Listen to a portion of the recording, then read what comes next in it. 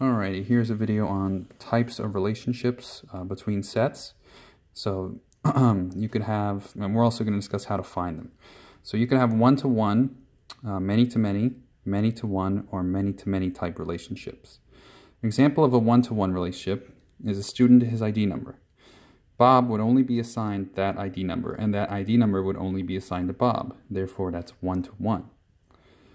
One-to-many might be a mother to child. So one mother could have many children.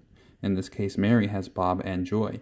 But the child will only have one mother. Therefore, this is an example of a one-to-many relationship. On the flip side of that, if you had a child-to-mother relationship, then that would be many-to-one. Because as we just discussed, many children can only have one mother.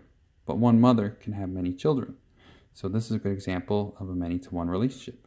And then many-to-many, a good example of this, or at least one I like, is an entree to a diner in a restaurant.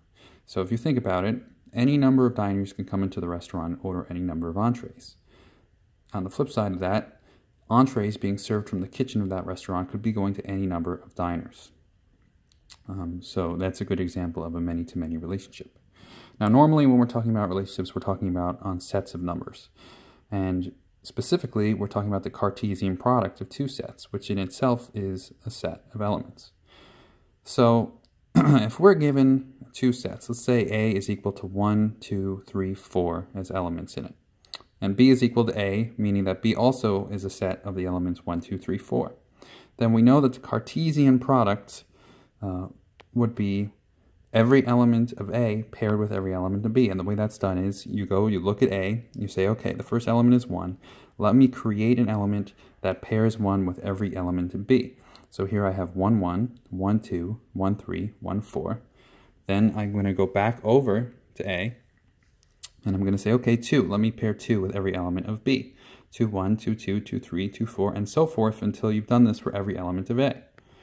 Then we can find our relationship from this Cartesian product. So let's say we want to find a relationship less than.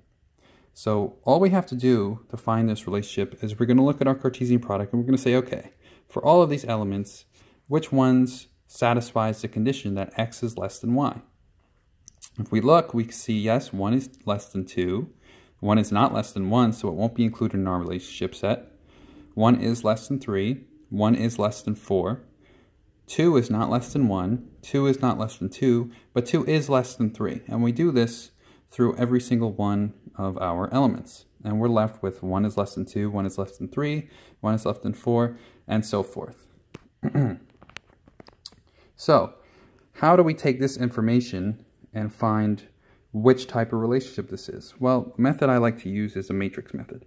Basically, you just make a little graph.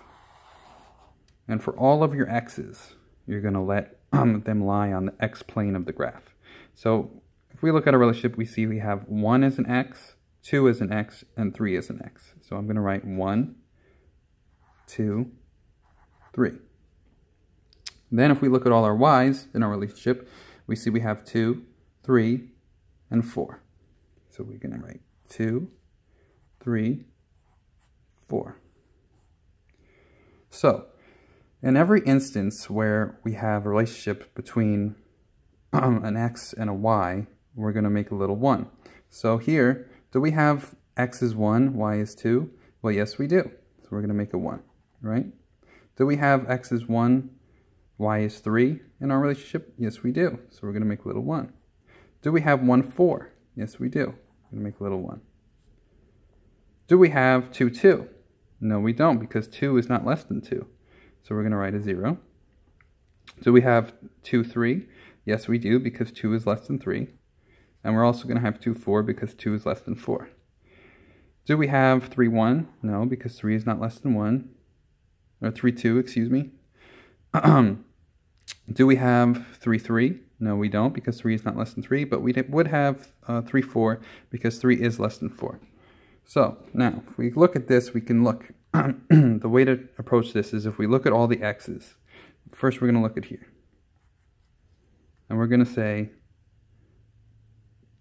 x to blank. So we're looking at our x's.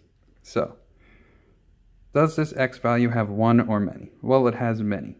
And at this point, we can stop because all it takes is for one row of x's to have more than 1 in order for this whole relationship to be considered many. So if we only had 1 here for 1, and maybe we had only a 1 here for 2, and we had only a 1 here for 3, well then we could write it as 1 because for each row going upwards, there would only be 1. But in this case, there's many. So we're going to write x2 many.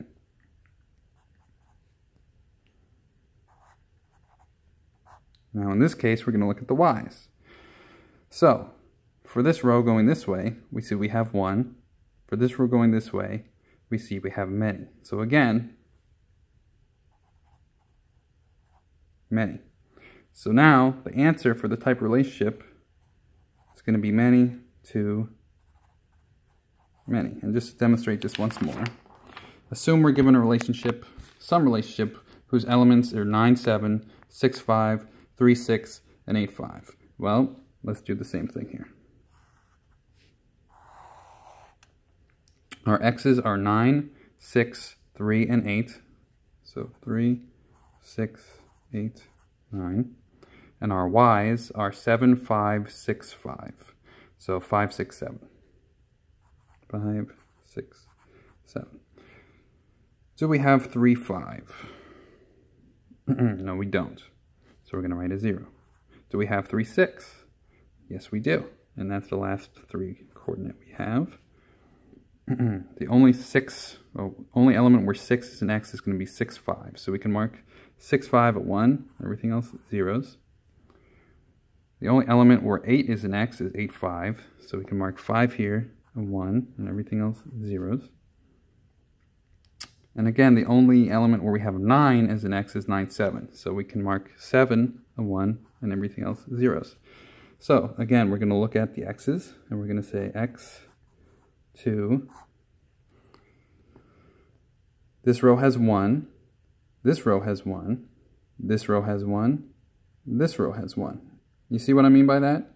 There's only one digit for all of these rows going upward. So x2, 1. And then we're going to look at the y's. This row has 1, 1. This row only has 1, 1. This row has many 1s. So in this case, we're going to say that there are many. Hard to write when you're looking through a camera. Geez. Many to y. So to get our answer, we just combine this, and we're going to get many to 1.